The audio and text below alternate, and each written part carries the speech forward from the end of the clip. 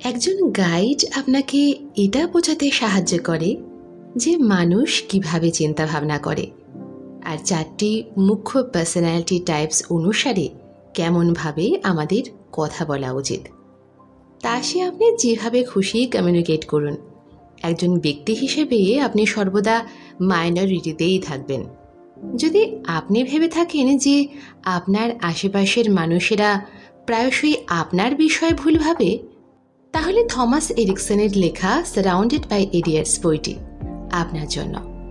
একজন সফল এন্টারপ্রেনার যখন বলেন যে উনি ইডিয়ট স্যারের দ্বারা সর্বদা ঘিরে থাকেন, তখন বিহেভিয়ারাল কনসালটেন্ট থমাস এরিকসন তাকে এটা বোঝানোর সিদ্ধান্ত নেন যে এমনটা কেন হয়।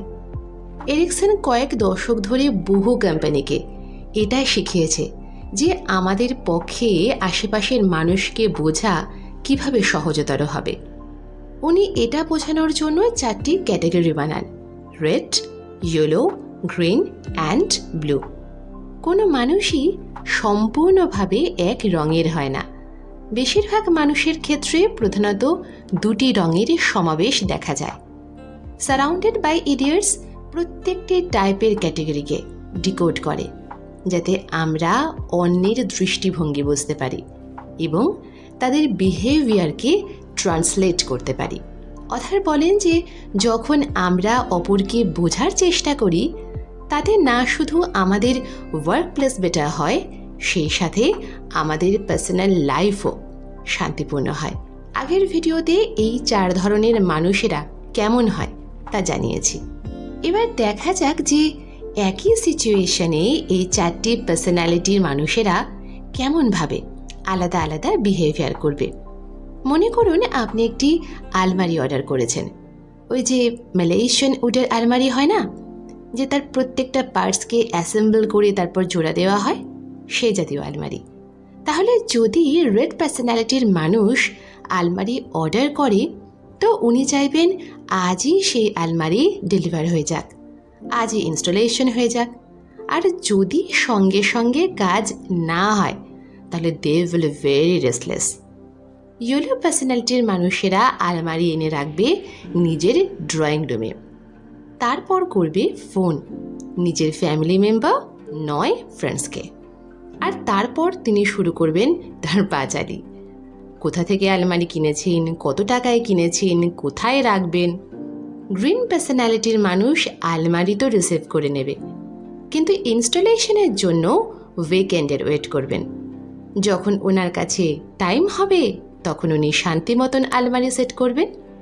আর ব্লু পার্সোনালিটির মানুষেরা আলমারি আসার সঙ্গে সঙ্গে তার ম্যানুয়াল খুলে দেখবে যে যেই পার্টস এখানে লেখা আছে তা সব এসেছে তো, আর তারপর শুরু হবে ইনস্টলেশন। এবার একবার ভেবে দেখুন যে যদি রেড পার্সোনালিটির রুমমেট গ্রিন হয়, তাহলে কি হবে? বা ইয়েলো পার্সোনালিটির লাইফ পার্টনার ব্লু হয়, তাহলে কি হবে? এমনটা নয় যে আলাদা আলাদা পার্সোনালিটির মানুষ একসাথে থাকতে পারবে না, কিন্তু যদি আমরা এদের মধ্যেকার ডিফারেন্সকে না বুঝি, তাহলে ডিসকমফর্ট ও ডিসএগ্রিমেন্ট সর্বদা চলতে থাকবে। But now look at the bright side. যদি আপনার টিমে একজন এনথুজিয়াস্টিক ইয়েলো প্রয়োজন হয়, তাহলে ডেডলাইন মিট করা গ্রিনকেও চাই। যদি আপনি একজন অ্যানালিটিক্যাল এবিলিটিযুক্ত ব্লু চান, তাহলে সেই রকমই সিচুয়েশনকে হ্যান্ডেল করার জন্য রেডও চাই।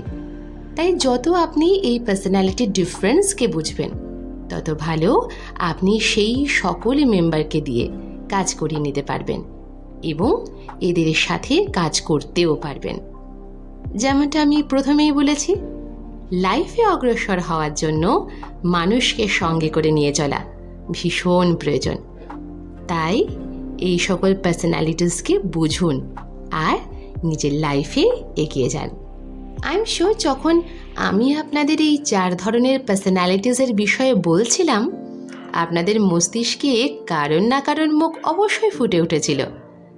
এই সময় তাদের জাজ করার নয়, বরং তাদের সঙ্গে করে এগিয়ে যাবার সময়। কথায় বলে না, টুগেদার উই স্ট্যান্ড টল, এটা হলো সেই বিষয়। And by the way, comment সেকশনে আমাকে শেয়ার করতে ভুলবেন না আপনারা কি মনে করেন, আপনি কোন পার্সোনালিটি টাইপ, আর আপনাদের কি মনে হয় আমি কোন personality type. I think it will be a lot of fun to know each other. আজ তাহলে এখানেই শেষ করছি। খুব তাড়াতাড়ি ফিরে আসবো অন্য কোনো বুক সামারি নিয়ে। ততদিন ডাইভার্সিফাইড টিম ক্রিয়েট করাতে নিজের মস্তিষ্ককে কাজে লাগান, আর স্বপ্ন দেখা একদম বন্ধ করবেন না। Keep learning, keep shining, keep smiling.